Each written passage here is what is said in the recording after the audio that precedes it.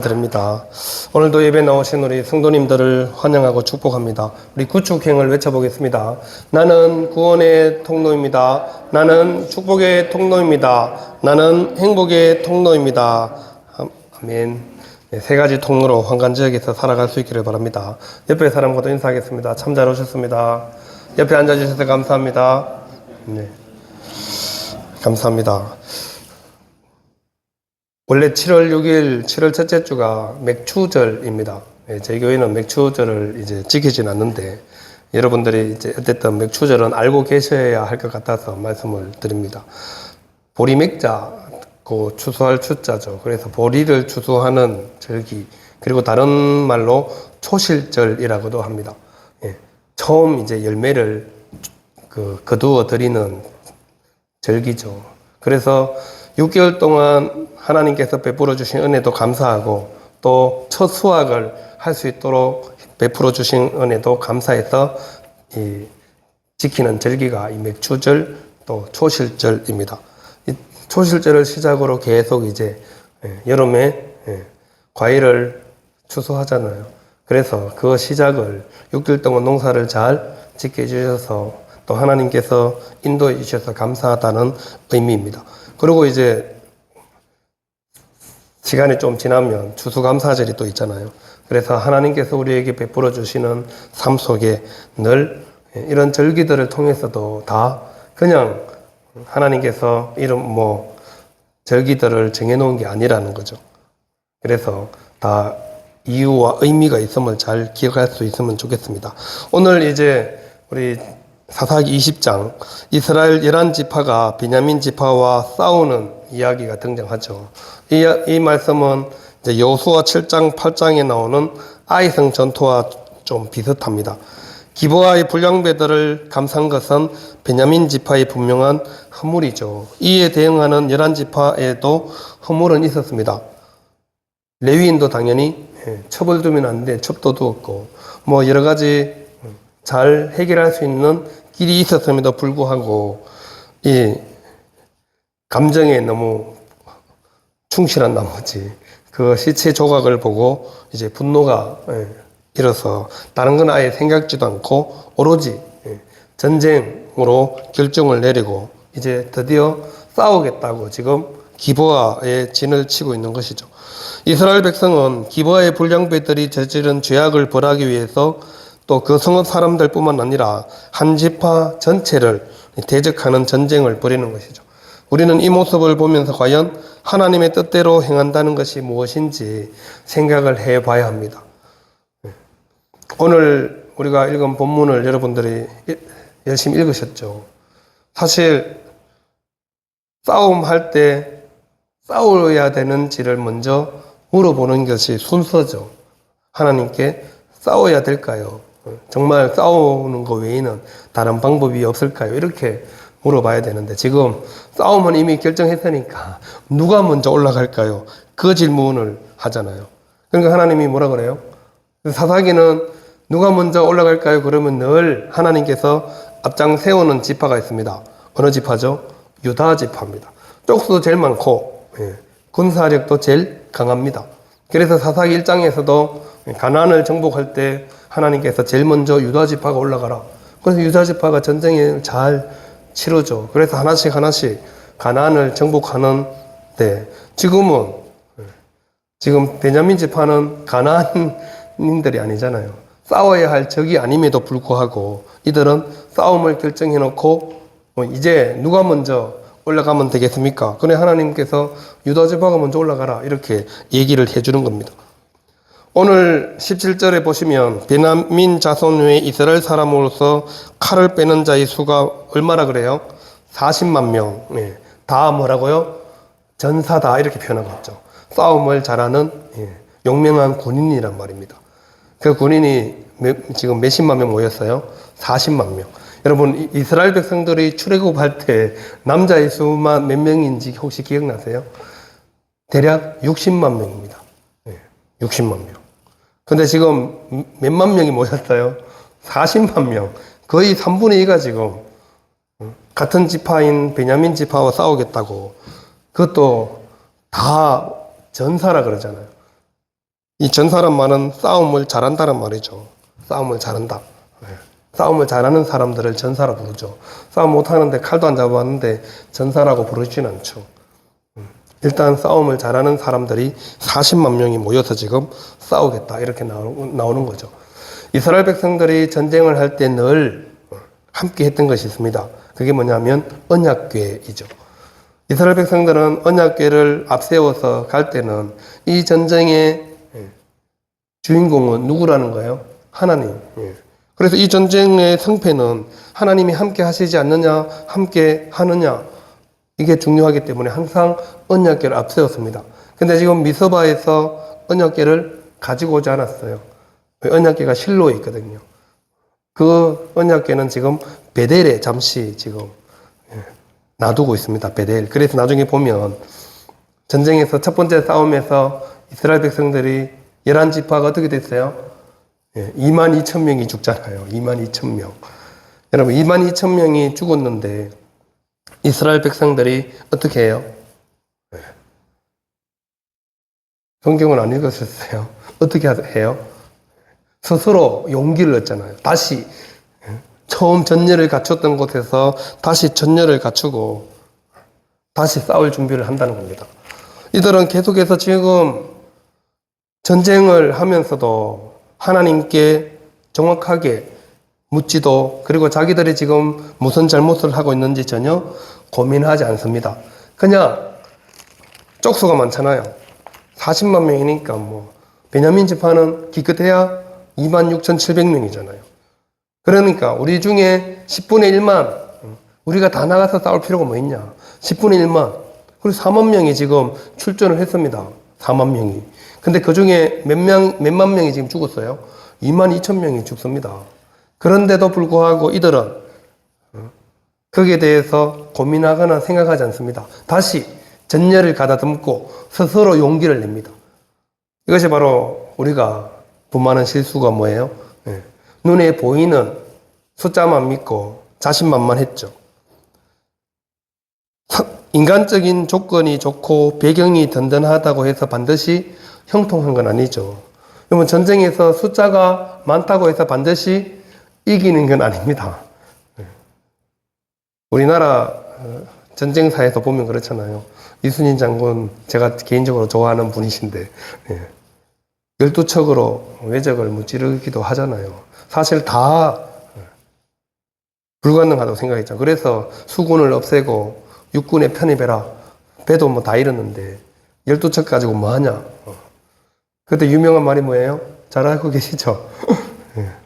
서장에게는 아직 12척의 배가 남아 있습니다. 12척으로 싸우러 나가는 거죠.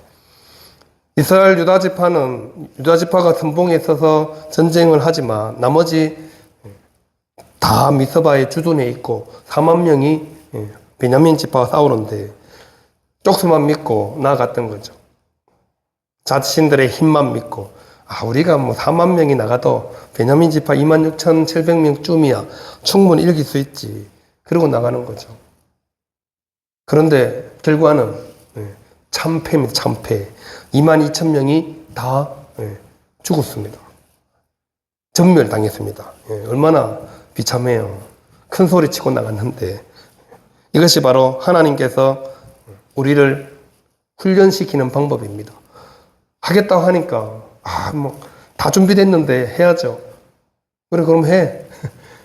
갔어요. 여러분 승리를 하나님께 묻거나 어떻게 하면 이길 수 있을까 이런 거를 고민하지 않잖아요. 왜? 쪽수가 뭐 몇 배로 많으니까. 그리고 전사만 40만 명인데요. 다른 원로들, 장로들 지금 다 미스바에 와서 베델까지 또 제사장 비느하스는 베델에 있습니다. 언약궤를 지키고 성막을 치고 베델에 주둔하고 있고 미스바는 지금 전사만 40만 명. 나머지 이스라엘 백성들이 없어요? 있어요. 성경에 나와 있잖아요. 언제 다 같이 하나님께 올라가요? 나중에 두 번째 참패를 당하고 나서는 모든 이스라엘 백성들이 하나님께 올라가잖아요. 그 올라간 곳이 베델입니다. 왜? 베델에 성막을 치놓고 언약궤를 거기 두고 제사장이 거기서 지금 기다리고 있으니까 실로는 너무 머니까 미서바에 실로까지 가려면 너무 멀잖아요. 그래서 지금 가까운 베델에 있는 겁니다. 그런데 전쟁은 당연히 졌죠. 2만 2천 명이 죽고 난 다음에 몰살을 당하고 난 다음에 이스라엘 백성들이 하나님께 제대로 질문하고 제대로 기도해야 되는데 그렇게 하지 않습니다. 또 스스로 정비를 합니다. 전열을 갖춥니다. 이스라엘 사람들이 스스로 용기를 내어 첫날 전열을 갖췄던 곳에서 다시 전열을 갖추니라. 이게 22절이잖아요. 그리고 23절에 뭐예요? 하나님께 올라갑니다. 하나님께 왜 올라갔어요? 저물도록 울며 여호와께 여쭈어 이르되 내가 다시 나가서 내 형제를 베냐민 자손과 싸우리까 하니 여호와께서 말씀하시되 올라가서 치라 하시니라. 예. 뭐가 좀 바뀌었어요? 뭐가 바뀌었는지 혹시 발견하셨어요? 여러분 순서가 바뀌었죠. 23절이 22절에 나왔어야죠.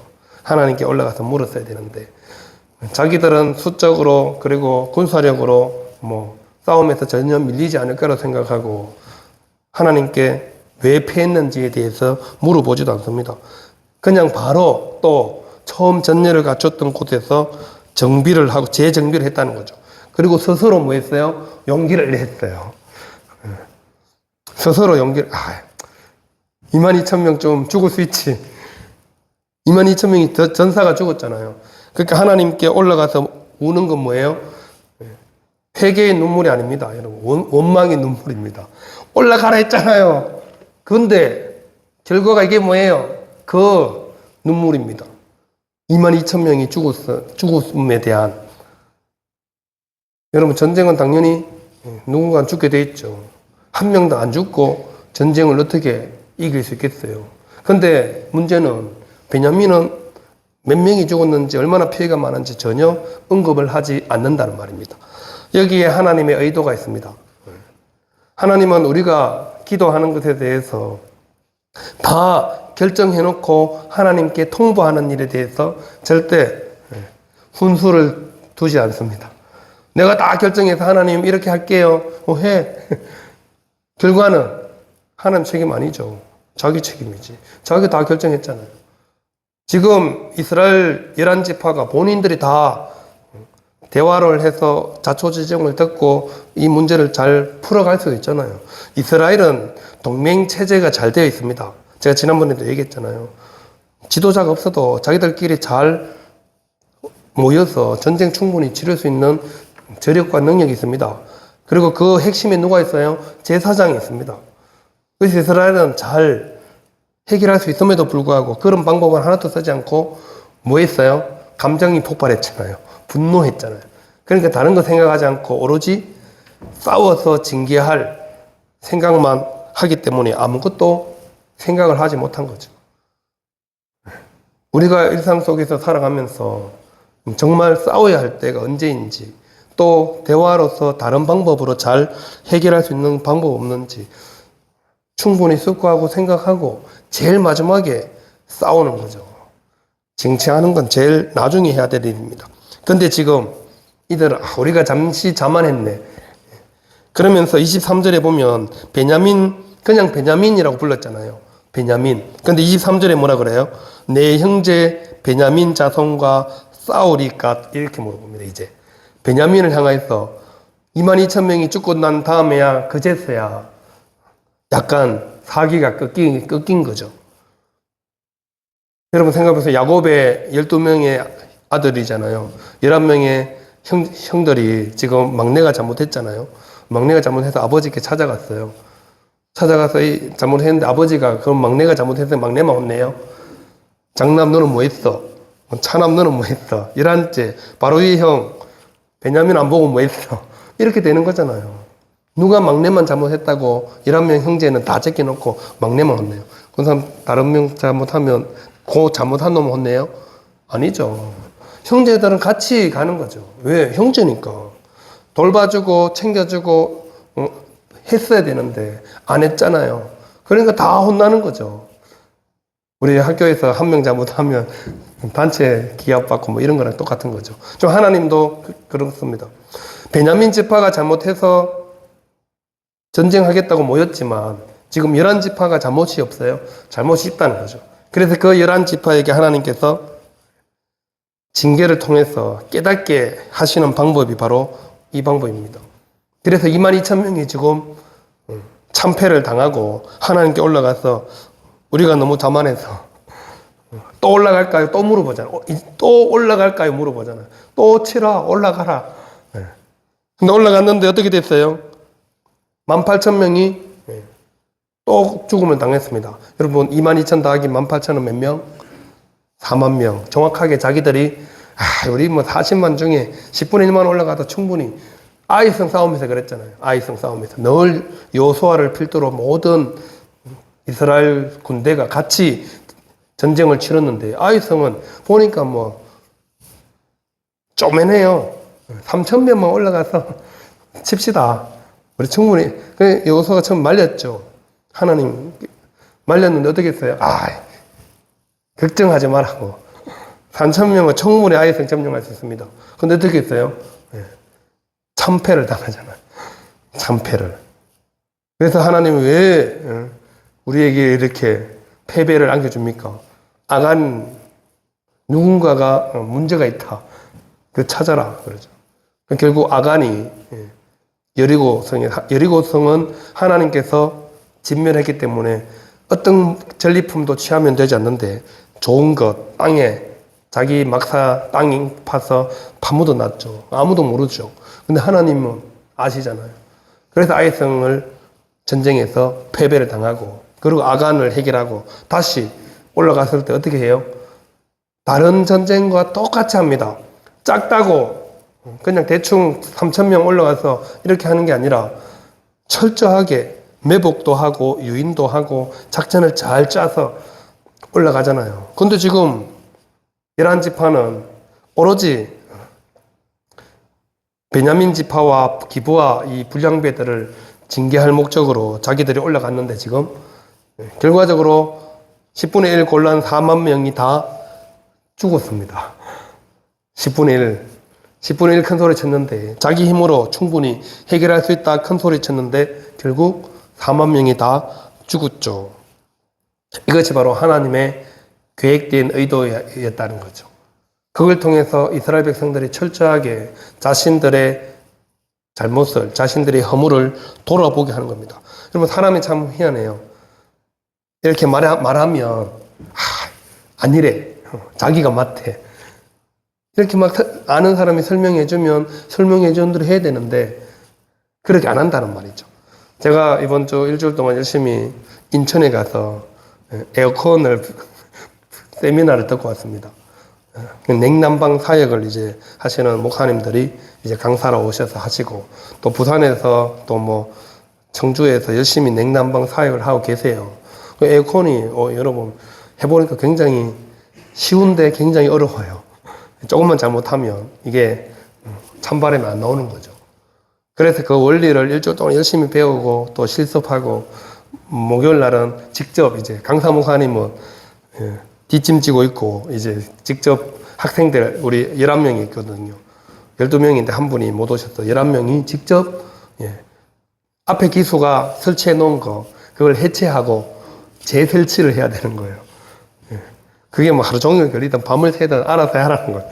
강사 목사님들은 다 밖에 나가 계시고, 우리 이제 조를 짜가지고, 저는 이제 용암교회 목사님이랑 저랑 둘이 같은 영동이라고 같은 조였죠. 여러분, 처음부터 같이 잘 배웠잖아요. 알려준 대로 하면, 가르쳐 준 대로 원리 원칙대로 해라 하는데, 안 해요. 사람들이 그렇게 안 해요. 그렇게 안 하니까 어떻게 돼요? 다 설치했는데, 새요. 새면 매년마다 냉매를 갈아야 되는 거죠. 우리 사람이 고집이 자기가 아는 지식대로 한다는 거죠. 이스라엘 백성들도 이 11지파도 마찬가지입니다. 자기들이 수가 많고 외형적으로 군사력으로 강하니까 말을 듣지 않는 거죠. 원래 이스라엘 백성들은 전쟁하면 어떻게 한다고요? 하나님께 먼저, 하나님께서 함께 동행해 주십시오. 그렇게 해서 전쟁을 치르니까 항상 이기는 전략을 하나님께서 짜주셨고, 그대로 했을 때 한 번도 패한 적이 없는데 지금은 뭐 하나님을 제껴놓고 자기들끼리 지난번에 우리가 자만했어. 그리고 또 올라갔는데 어떻게 됐어요? 18,000명이 죽었잖아요. 그러고 나니까 이제 마음이 바뀌었습니다. 완전히 마음이 바뀌었죠. 26절에 뭐라 그래요?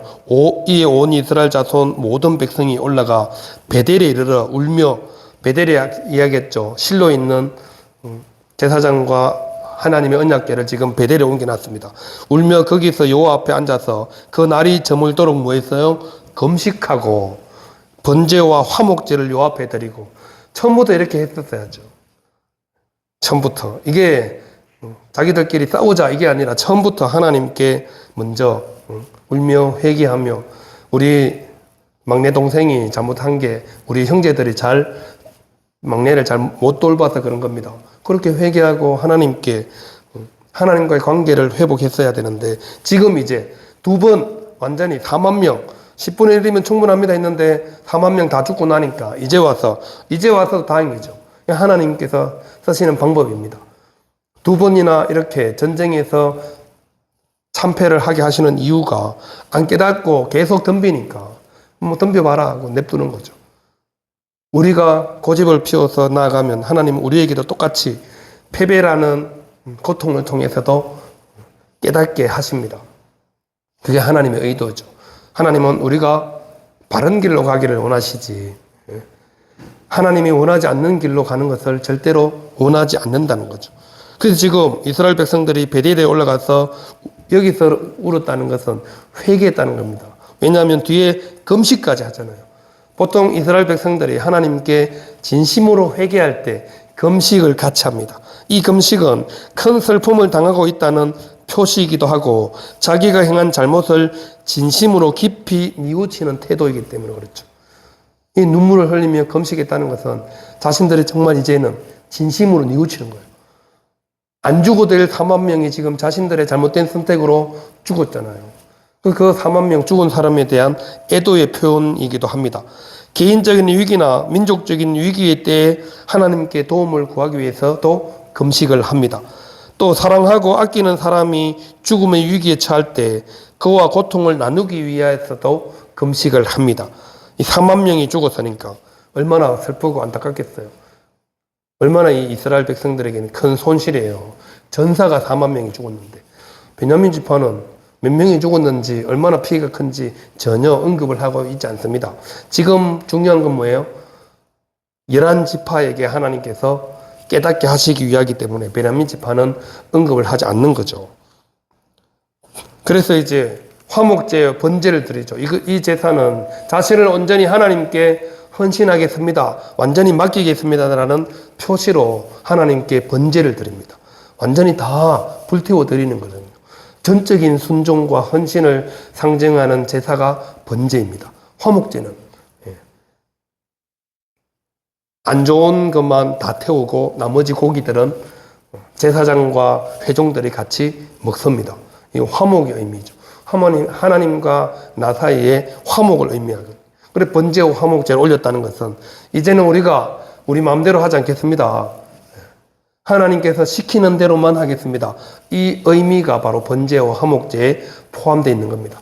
완전히 이제 11지파가 하나님께 납작 엎드리는 거죠. 왜? 4만 명이 이미 베냐민 지파 26,700명 별거 아니라고 생각했는데 지금 두 번 싸웠는데 두 번 다 완패를 당했으니까. 그리고 4만 명이 그것도 전사가 죽었으니까.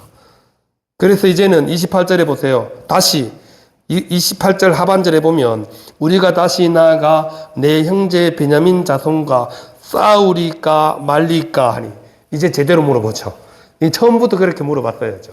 하나님께 전쟁을 할까요 말까요? 여호와께서 이러시되 올라가라, 내일은 내가 그를 네 손에 넘겨주리라 하시는지라. 내 형제 베냐민 자손이라고 정확하게 다시 내 형제라고 표현을 하고, 또 뭐라 그래요? 이제는 싸움을 할까요 말까요? 무슨 의미예요? 하나님이 하지 말라고 하시면 안 하겠습니다. 이제.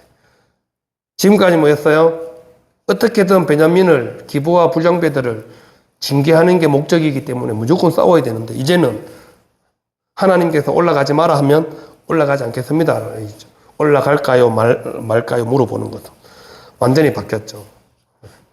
하나님은 이렇게 두 번의 패배로 180도 바뀌게 하신다는 거죠. 안 그랬으면 모른다는 거죠. 우리에게 하나님께서 때로는 고통과 어려움을 주시는 이유도 마찬가지입니다. 하나님께는 다 의도가 있습니다. 의도를 가지고 우리에게 고통과 환난과 어려움을 우리에게 허락하십니다. 왜 하나님 저에게 이러십니까? 라고 말해도 하나님께는 다 의도가 있고 계획이 있습니다. 내가 좀 더 하나님 앞에 성숙한 그리스도인, 좀 더 믿음 좋은 사람으로 세워지기를 원하시기 때문에 하나님께서 그렇게 하신다는 거죠. 이스라엘 백성들 사사시대의 특징이 뭐였어요? 자기 소견에 옳은 대로 행하였더라. 내 마음대로 한다는 거예요. 하나님 말 율법이 있는데, 제사장이 있는데 제사장도 찾아오지 않고 자기 멋대로. 근데 지금 자기 멋대로 두 번이나 해봤는데 완전히 대패. 그러니까 이제 하나님을 찾고 하나님께 도움을 구하는 겁니다. 다음에는 어떻게 되겠어요? 당연히 이제 이기겠죠. 그 다음에는 이제 이스라엘 11지파의 패배가 아니고 베냐민 지파가 몇 명이나 죽임을 당하는지가 기록되는 이유가 그런 겁니다. 하나님께서 철저하게 베냐민 지파의 징계가 목적이 아니라는 거죠. 지금 이스라엘 전체가 하나님 앞에 심각한 문제가 있음에도 불구하고 나는 괜찮다. 나는 쟤보다 내가 더 나은데. 그런 게 됐어요. 하나님 눈에. 둘 다 똑같은 놈인데. 똑같이 하나님께 회개하고 똑같이 깨달아야 되는데 지금 먼저 11지파가 이스라엘을 11지파가 미스바에서 모여서 베냐민을 징계하겠다고 하니까 이제는 하나님께서 이렇게 두 번이나 패배를 통해서 깨닫게 해주십니다. 그리고 내일은 어떻게 하라고요? 올라가라. 내일도 올라가라. 내가 그를 네 손에 넘겨주리라. 이 세 번째는 하나님께서 확실히 뭐예요? 승리를 보장해 주잖아요. 그를 네 손에, 베냐민 지파들을 네 손에 넘겨주시겠다. 하나님은 확실하게 대답해 주십니다. 우리가 구체적으로 기도하면 구체적으로 응답해 주십니다. 통보만 하면 내가 하는 대로 그냥 내버려 두십니다. 어떻게 하실래요? 통보만 하실래요? 하나님께 물어보실래요? 통보만 하면 내가 결정한 대로 그냥 하게 내버려 주신다니까요. 그래서 우리는 믿음의 사람들은 하나님을 온전히 의지하는 사람들은 하나님께 모든 것을 묻고 맡기는 사람들이죠. 성경에 보면 이런 표현들이 있죠. 시편에 보면 여호와는 내 편이라. 하나님 여러분들 편 아닙니다. 내 편 안 들어줍니다. 하나님은 누구 편이에요? 그럼 상대방 편일까요? 상대방 편도 안 들어줍니다. 왜 형제끼리 싸우는데 누구 편을 들어줘야 돼요? 아버지가. 아무 편도 안 들어주잖아요. 형제끼리 싸워서 엄마 아빠한테 일러주면 엄마 아빠가 누구 편 들어줘요? 아무 편도 안 들어줘야죠. 하나님도 마찬가지. 하나님은 하나님 편입니다. 하나님은 하나님의 말씀과 율법대로 따라오는 자들을 향해서 그렇게 만들어 가시는 분이시지 우리 편을 무조건 들어주지 않는다는 거죠. 그래서 우리는 세상 속에서 그리스도인으로 하나님이 원하시는 길로 걸어가기 위해서 열심히 하나님 말씀에 순종하는 법을 배우는 거죠. 예수님의 십자가가 철저하게 주님조차도 하나님의 말씀에 순종했다는 것을 보여주는 게 십자가입니다. 얼마나 철저하게 순종하셨어요? 십자가에 죽기까지 순종하셨잖아요.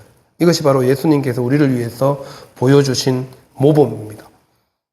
하나님의 말씀에 또 하나님께서 우리에게 말씀하시는 일에 더 우리의 마음과 생각을 쏟으셔야 합니다. 물론 돈 버는 것도 중요하죠. 일하는 것도 중요하고. 하지만 우리가 하나님의 말씀을 읽고 또 하나님께 기도함으로 하나님의 의도를 알고 살아가는 것이 제일 중요합니다. 그래야 우리 그리스도인들은 세상에서 하나님이 원하시는 대로 잘 살 수 있습니다. 안 그러면 그냥 세상 사람들과 똑같이 사는 거죠. 세상 사람들은 예배 안 드리고 하나님 안 찾아도 잘 그렇게 살아가잖아요. 우리는 이미 하나님을 믿고 하나님이 원하시는 대로 살겠다고 결단하고 이 자리에 나오신 여러분들이니 저와 여러분들이 함께 믿음의 길을 걸어가기 위해서 더 하나님께 집중하시고 또 하나님의 의도대로 살아갈 때 우리가 더 세상에서 잘 살 수 있습니다. 여러분 세상에서 잘 살기를 원하시죠? 그럼 하나님의 의도대로 살아가면 세상에서 잘 살 수 있습니다. 그렇게 살아가는 저와 우리 모든 성도님들 다 될 수 있기를 바랍니다.